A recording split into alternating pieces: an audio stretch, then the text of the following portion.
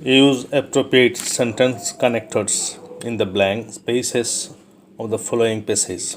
অর্থাৎ ইউজ করো appropriate মানে সঠিক সেন্টেন্স কানেক্টর আমরা ইউজ করব ইন দ্য ব্ল্যাঙ্ক স্পেসেস শূন্য জায়গায় অফ দ্য ফলোয়িং প্যাসেজ নিচের প্যাসেজ থেকে। আর অর্থাৎ এই সেন্টেন্স কানেক্টর লিখতে গেলে আমাদের সম্পূর্ণ প্যাসেজটি পড়ে বুঝতে হবে কোন সেন্টেন্সের সাথে কোন সেন্টেন্সের সম্পর্ক কী, এবং সেই অর্থ অনুযায়ী আমাদের আনসার লিখতে হবে। যদিও সবার আনসার একইভাবে একরকম নাও হতে পারে, তবে মোটামুটি আনসারটা অর্থের সাথে সঙ্গতি রেখে আমাদের করতে হবে। আমি প্রথমে প্যাসেজটা একবার পড়ছি। যেমন mobile phone has added a new dimension.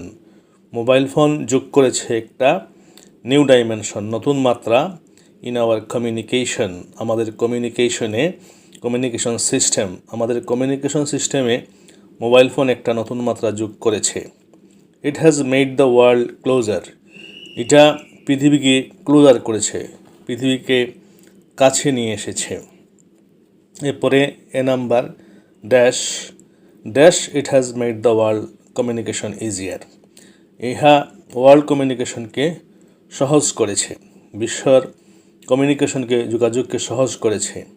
তাহলে আমরা যদি এখানে লিখে ফেলি বর্তমানে ইহা বিশ্বের যোগাযোগকে সহজ করেছে, তাহলে অর্থের কোনো এফেক্ট আসে না, মোটামুটি এটা লেখা যায়। আমি বলতে পারি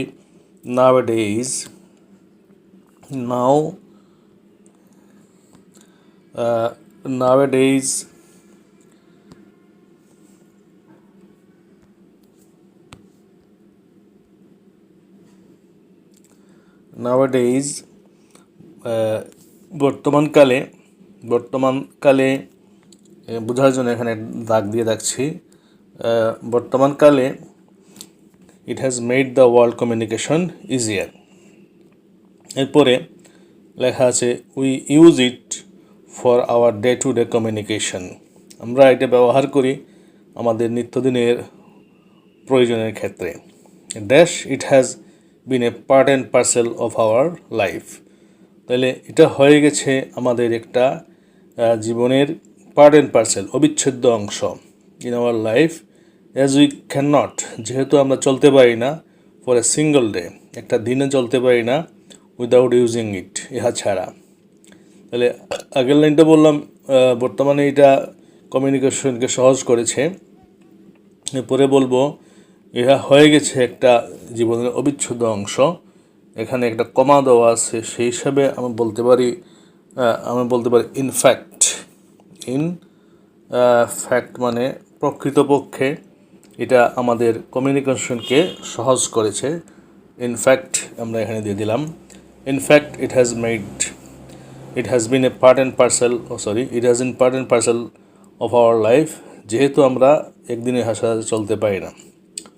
we use it for rapid communication, আমরা এটা ব্যবহার করি দ্রুত যোগাযোগের জন্য।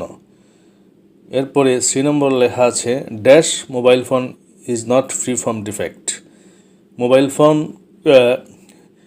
ইজ নট ফ্রি না, ডিফেক্ট থেকে ফ্রি না, ত্রুটি থেকে মুক্ত না। এতক্ষণ আমরা ভালো কথা বললাম, কিন্তু এখন মোবাইল ফোনের একটা ত্রুটি চলে আসলো, নেগেটিভ সাইড চলে আসলো, বিপরীত অর্থ প্রকাশ করছে।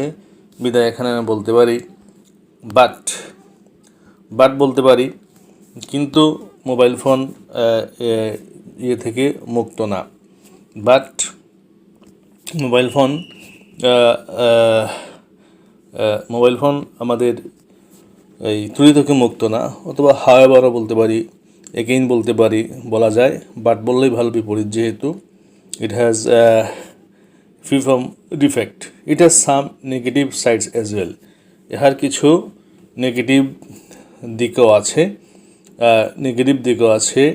তাহলে এই যে সাম নেগেটিভ কিছু, এইভাবে যখন কিছু মেনি সাধারণত থাকে, তখন বোঝা যায় পরবর্তীগুলো সিরিয়ালি আসতেছে, একটার পর একটা আসবে। কিছু নেগেটিভ দিক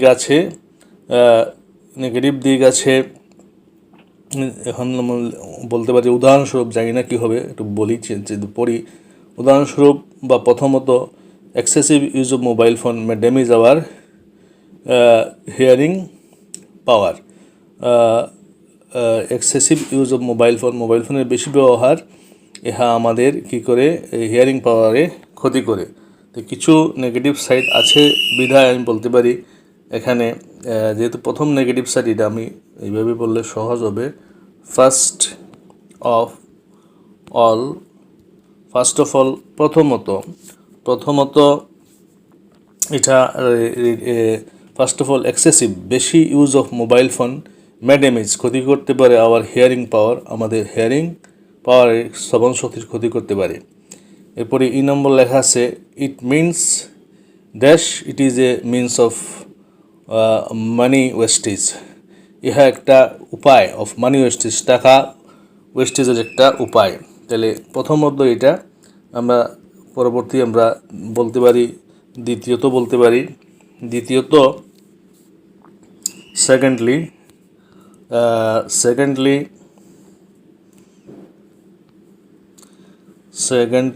এখানে আমার লিখতে একটু সময় লাগবে।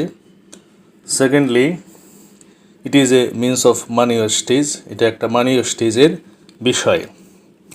এরপরে সেকেন্ডলি, থার্ডলি, ফোর্থলি এভাবে সুন্দর হয় না বেশি, আমরা অন্য কিছু ইউজ করব, মৌরবার এভাবে ইউজ করতে পারি।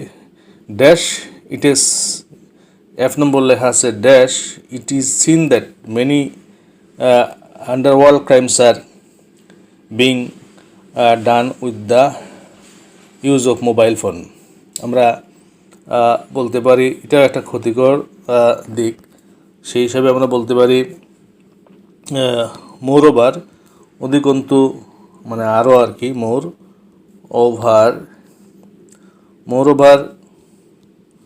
Moreover it is seen that, অধিকন্তু ইহা দেখা যায় যে মেনি আন্ডারওয়ার্ল্ড ক্রাইম, বিভিন্ন আন্ডারওয়ার্ল্ড ক্রাইম যেগুলো আছে, লুকানো যে মানে অপরাধ যেগুলো আছে, আর বিং ডান করা হচ্ছে with the use of mobile নেটওয়ার্কের মাধ্যমে। জি নম্বর লেখা আছে the dash radiation from mobile phone may cause cancer, তাহলে এইটা আমাদের ক্যান্সার সৃষ্টি করতে পারে। আরও ক্ষতিকর দিক দেওয়া আছে। মোরওভার এরপরে আমি বলতে পারি তাছাড়া বিসাইডস মানে তাছাড়া বললে হয়ে যাবে, তাছাড়া রেডিয়েশন ফ্রম মোবাইল ফোনের রেডিয়েশন ক্যান্সার করাতে পারে ইউজারদের। Dash we are not aware of this harmful effect, আমরা এইসব হার্মফুল এফেক্ট সম্পর্কে আমরা অ্যাওয়ার না, সচেতন না। তাহলে এখানে আর ক্ষতিকর কোনো দিক বলছে না, বলছে আমরা সচেতন না, অনেক ক্ষতি করে কিন্তু আমরা সচেতন না। এখানে আবার আমরা ইউজ করতে পারি বাট আর অথবা হাওয়েভার, যাই হোক বলতে পারি, বাট বলতে পারি। আমরা অ্যাওয়ার না, তার ক্ষতিকর দিক সম্পর্কে আমরা সচেতন না। Dash we R